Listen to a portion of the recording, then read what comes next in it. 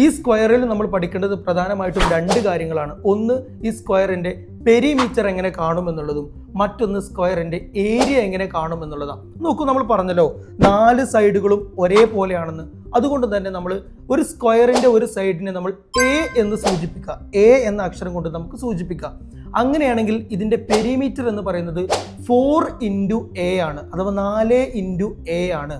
അഥവാ എത്രയാണോ അതിൻ്റെ ഒരു സൈഡ്, ഒരു വശം എത്രയാണോ അതിനെ 4 കൊണ്ട് മൾട്ടിപ്പിൾ ചെയ്യാം. ഉദാഹരണത്തിന് ഒരു സൈഡ് 6 സെൻറ്റിമീറ്റർ നീളമുള്ള ഒരു സ്ക്വയർ ആണെങ്കിൽ അതിൻ്റെ പെരിമീറ്റർ കാണാനുള്ള ഇക്വേഷൻ 4 ഇൻറ്റു എ ആണത്. ഉദാഹരണത്തിന് ഒരു സൈഡ് 6 സെൻറ്റിമീറ്റർ ആണെങ്കിൽ നമ്മൾ അതിൻ്റെ പെരിമീറ്റർ കാണാൻ 4 ഇൻറ്റു 6 അഥവാ 4 ഇൻറ്റു 6 ചെയ്യാം. അപ്പോൾ നമുക്ക് എന്ത് ഉത്തരം കിട്ടുന്നു? 24 എന്ന് ഉത്തരം കിട്ടുന്നു. അഥവാ പെരിമീറ്റർ കാണാനുള്ള ഇക്വേഷൻ 4 ഇൻറ്റു എ ആണ്.